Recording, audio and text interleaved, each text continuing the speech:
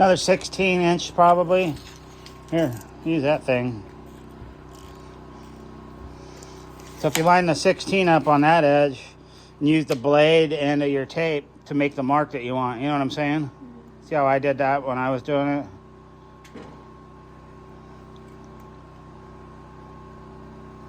Yep, just like that. It's easier to pull it than it is to push it, but you got the idea.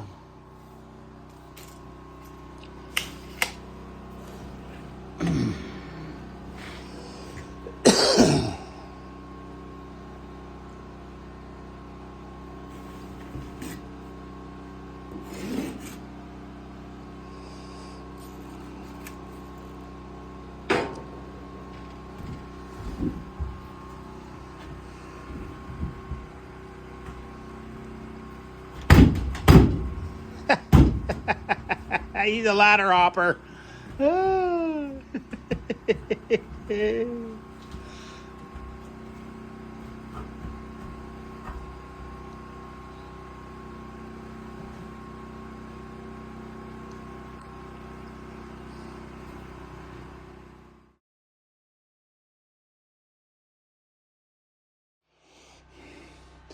So we're insulated up here.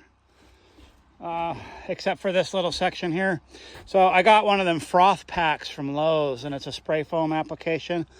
The spray foam, this is the Energy Heal, they call it. It's where the roof meets the wall. A lot of heat loss right here, so I thought I'd try to beef it up a little bit with this. I've never used this stuff before.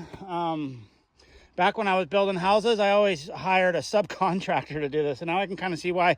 As you see here, it's pretty messy. I wasn't exactly sure how much to put in, and so if you look, you know, like this one here, I got too much in there, so it really expands a bunch.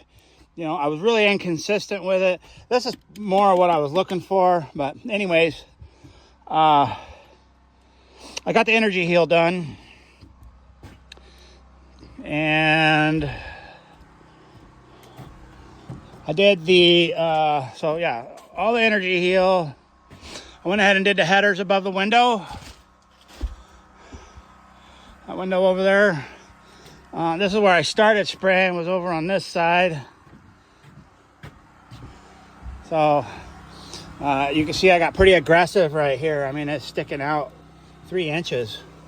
So I'll just have to, I'll have to come through with a Sawzall and trim some of this back so that my ceiling goods and wall goods fit good. But I like the stuff. Now that I've used it once, I have a better idea of how to attack it the next phase. So I had some left over, and I started spraying this rim joist here. I wasn't really ready to spray it, but I went ahead and did it anyways because I didn't want to waste this stuff. It's like $500 for that spray foam. So I sprayed a little bit of this rim. I'll get some more of that expensive stuff. And you see here, this is where the bottle started running out, was on this window header here. And it's not mixing properly, and it started sagging really bad. So I'll probably have to redo that. But I got some of those cavities up there. Right there was running out, so I wasn't doing a good job. But I'll do all the rim all the way around eventually. And even in the crawl space down below. So, and all these window headers. But we'll see. Maybe I'll just bat and insulate. I'm not sure. But like I said, it's $500 for these 2 containers. They'll do 200 feet at 1 inch. Or let's see, how does that work? 200 feet at ½ inch, 100 feet at 1 inch. So I sprayed everything pretty thick. We got 32, 64, then the headers, then this little bit. So it did good. Like, I think it gave me what it said it was going to give me. And we wired, of course, the whole upstairs is wired now. I just have to run one more wire to this switch, because this will be a 3-way or 2-way, whatever you want to call it. So I'll have an extra power line coming in here. So the stairway lights, I'll have a wall mount one there, and then another one. Oh, you can't see it, but it's up there.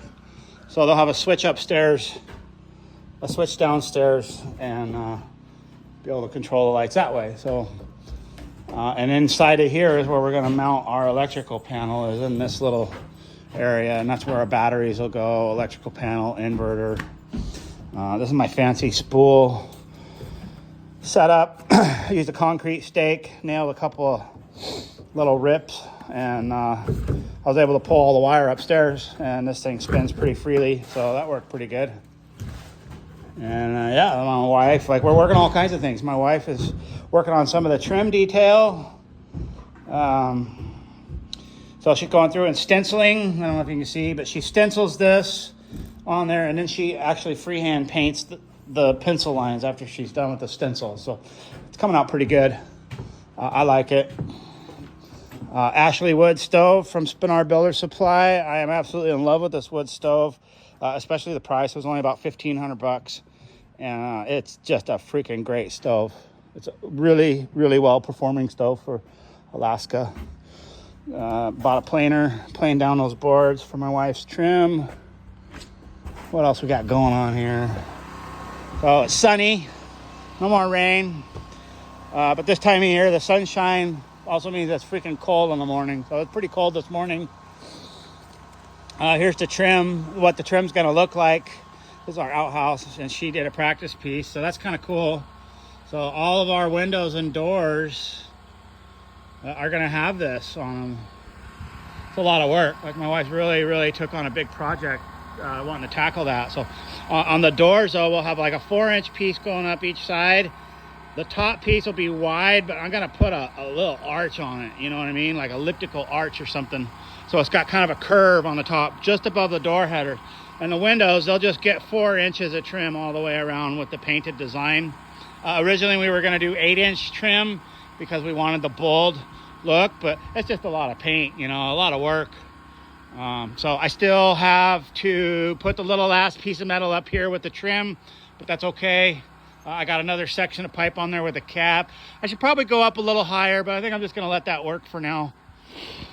And yeah, we're coming right along. There's our deck package. 2 decks, so yeah, everything's, I haven't started building them yet. I think I put that in the last video that we got the deck package, but yeah, it's just absolutely beautiful out today. This is the end of moose hunting season, and right now is when I would be out normally trying to get a moose, working my moose call. I feel I'm pretty good at calling moose. My voice wears out after a while. So, but that right now, these kind of days, these mornings like this, man, if you're out in the swamp working a call, you get those bulls running right to you. So if they're out there. We still have to build our wood shed, but that's kind of on hold. What I'm trying to do is get that upstairs wrapped up. Gotta get these kids out of their tents. And then once that happens, I'll work on mine and Charlene's bedroom so that we can get out of the tent, and we'll be sleeping in this house here. So this will be the master bedroom. I still have to put the window in. Let's get the big window, 4 foot by 5 foot, or 5 foot by 4, however you want to say the numbers. So that's where we're at on our project. So what I got next to do is trim that foam, stuff those last pieces of R38 right there, put the vapor barrier on, the acoustical sealant in the proper spots where it goes, tape the boxes, and then I'm ready to put the goods on. I said it before, so I'll say it again, we're putting OSB on these walls up here. You can see I already started packing OSB up, staging what I need in each room. I got 3 rooms staged. I still got to carry this stuff for up here.